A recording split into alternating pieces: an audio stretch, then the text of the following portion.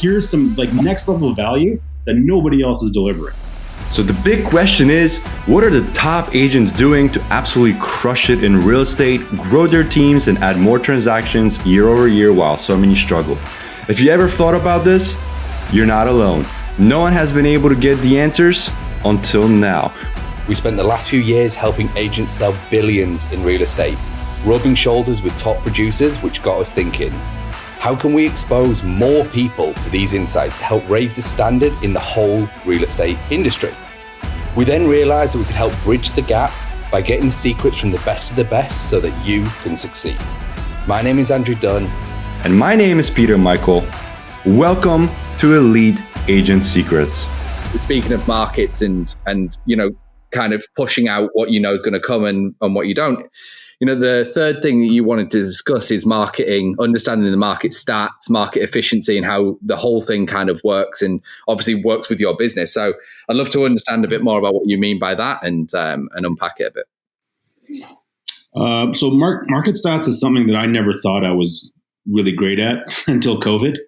I was kind of looking for a way to be a reasonable voice in the marketplace in March of 2020. And I didn't really know how to do it. So I just kind of took a look back into what has happened in the Toronto markets during other unprecedented event types. So, we looked at in 2008 when the entire United States ruined the world for a little while. With your subprime mortgage bullshit. Thanks for that, by the way, fucking idiots. Andrew's dying because we have this running joke back and forth. America, the greatest country in the world. To him, Britain, the greatest country in the world. Ironically enough, I am a U.S. citizen, but originally I'm from Poland. So this whole makes it all funny that you guys are freaking it apart. But I can't say shit. So it is what it is. I'm not going to go down the path of bashing the U.S. because I've got amazing great friends down there. I think most of you are awesome people. It's just a few a year. So anyway, some of us are just asleep at the wheel, and I'll leave it at that. Listen, Canadians are too, man. Who knows? So at the end of so I just wanted to look at to understand what was happening now or what could happen. I wanted to see what has happened in the past. So I looked in 2008 and I looked at some market data from that time, and I was actually able to kind of interpret it fairly reasonably at the time. So I'm like, okay, well, here's what happened to Toronto when the rest of the world was kind of melting down. U.S. home prices were tanking, and a lot of Toronto's suburban markets weren't doing very well because all of that was driven by a lot of speculation at the time. But the one market that really stood its ground was Toronto's urban market. So I'm like, this is a pretty resilient market we have here. Let me see what else happened. So, then I looked at 2017, where we had the Ontario Fair Housing Plan, which is the provincial government released certain measures to try and cool the market by introducing a 15% foreign buyer tax and introducing a stress test, which had, so let's say you're going to get a rate of 1.3%. That's the rate you're going to get from your broker. You have to be approved at 5.75%. And, so that's a significant gap there. So that took some buyers out of the market. But again, at the end of the day, the urban markets were fairly resilient. So I just wrote a blog about it, about how, here's what I see happening over the next, little while. We don't know much about coronavirus, but based on these other events, I think our urban markets will be okay. And there should be some good buying opportunities coming up.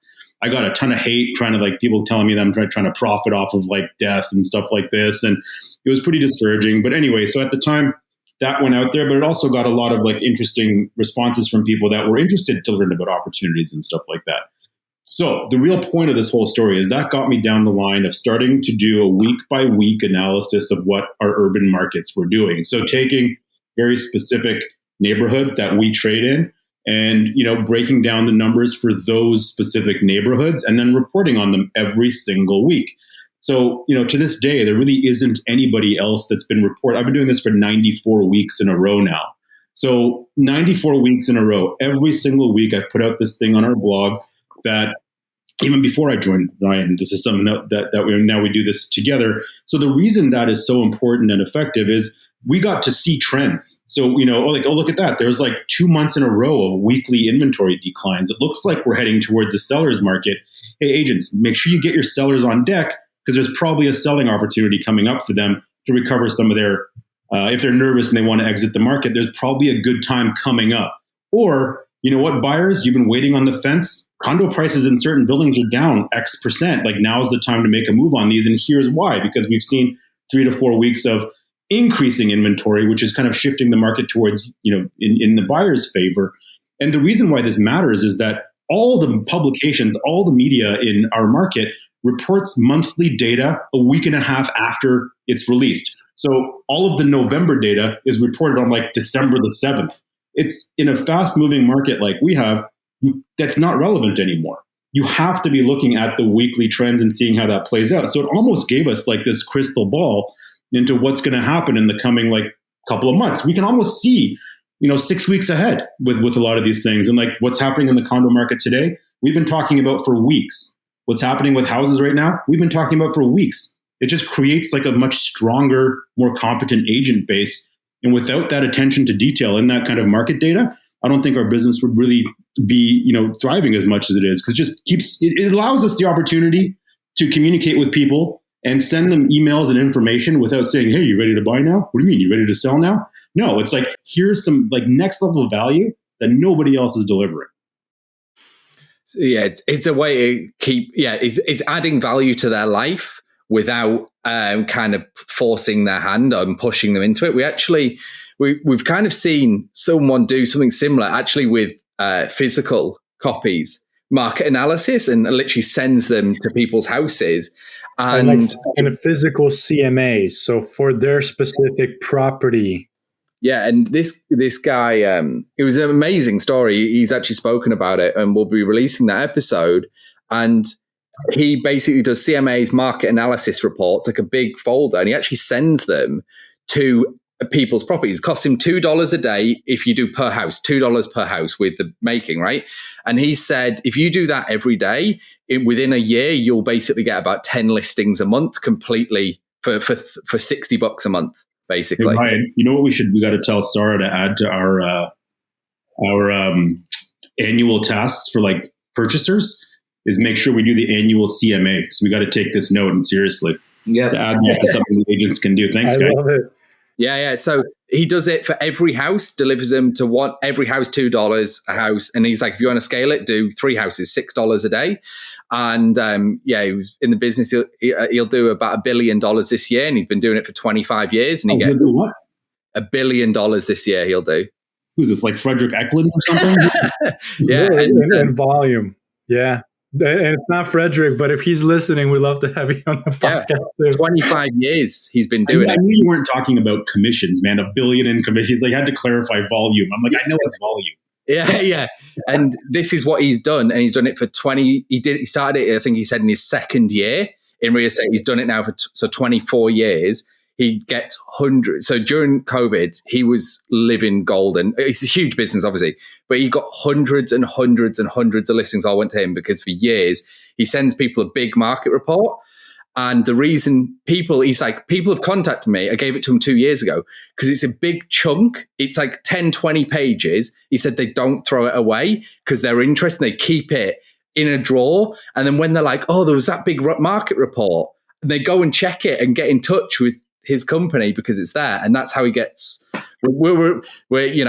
people will have listened. If you haven't, go back, listen. We've got this amazing episode on this. Market reports. Yeah. This guy does it physically. So it's in people's like drawers, and he makes it big enough that people, 1, open it, and 2, tend to not throw it away even after years. So very similar. And it's like, people will be like, hey, this report's amazing, but we're not selling for 2 years. And he's like, no problem at all. I hope you find it interesting, amazing, blah, blah. All of a sudden he gets referrals because they've added value. And they're like, actually, my mum's thinking, do you service this area?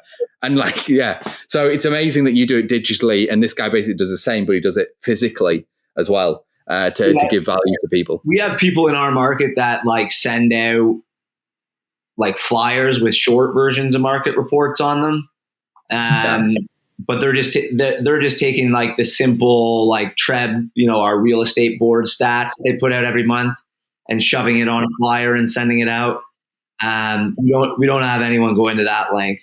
Well, that's the kind of struggle we're having right now. Like, it's great talking about all the good things. We're doing this awesome, that awesome, blah, blah, blah. We're awesome. But like, there's so much that that I feel like we have so much room to grow. And one of them is PR. And, like I put so much time and effort into creating those reports every single week. I need more eyeballs on them because there's no better report in the Toronto market. Like I'm not just saying that because I make it. It's just, like, honestly, man, if you're transacting in the urban markets of Toronto, like this is the thing you need to be looking at. Like it's other agents. Like I've seen other agents on like news outlets being live interviewed using my exact numbers. And there's no other way to get my numbers unless you do exactly what I do. Like I go into our MLS system and create very specific like searches for very specific areas. You can't just create this number unless you do exactly that. So like I know that people are getting a lot of value out of my information. So if anybody's listening out there and wants to help me get more like eyeballs on our like stellar market report, like I'm all ears. Like let's talk about this shit. Everybody needs to read this. I'm curious before we kind of wrap up and do everything. How are you guys actually gathering your data, and how are you able to be so far or so much faster than the board and everybody else? Like, what are you guys specifically looking for? What are you finding are the needle movers that people care about? The areas, because when the Toronto Real Estate Board releases their data, it's very general to like what's called the GTA, so the Greater Toronto Area, which is like a huge. As long as you're in the 416 area code, you're getting this data. So it'll say an average price is XYZ or average price of a detached house and whatever. But the majority of our clients are in the urban communities, which is a very specific insulated market that doesn't react to economic changes the same as the general 416 area code does. So I just looked at where most of our clients were and extracted the information from those areas, just the same as the Toronto Real Estate Board does, but it's not, that's the one thing we can't really automate because it's very specific, the neighborhoods that I look at and put together.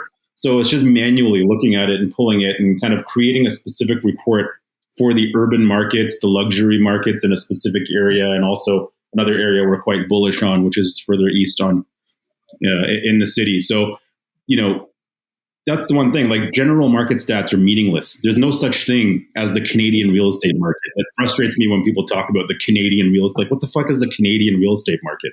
What does that mean to me, Joe Blow, who's got a house downtown? Like, I want to know what that means to me. So kind of understanding that micro markets really matter in Canada and everywhere else probably. Yeah. And focusing on that. So that's what really I think people need and are paying attention to.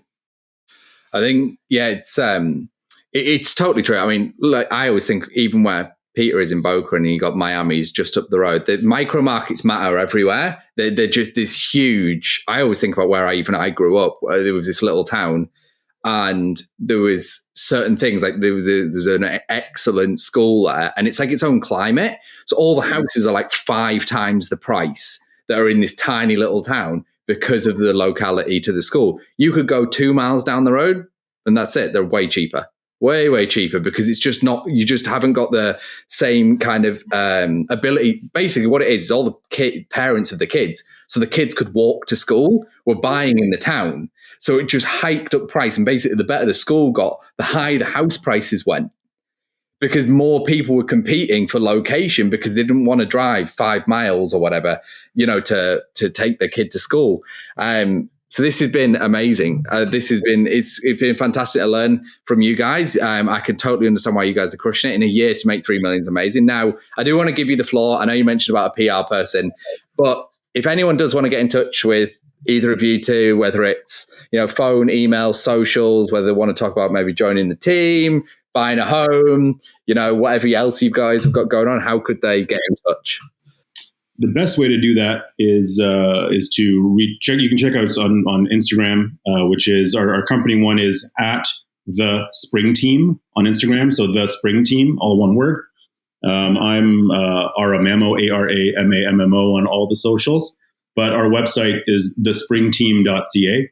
So you can easily connect with any of us at thespringteam.ca. Or if you just want to shoot an email, it's hello@thespringteam.ca. So a lot of URLs just thrown at you right there, but I'm sure you'll post it wherever. Absolutely. So the thing is going. Yeah, so people can reach out. Gentlemen, this has been fantastic. Oh, by the way, people can DM me directly if they want access to my OnlyFans page.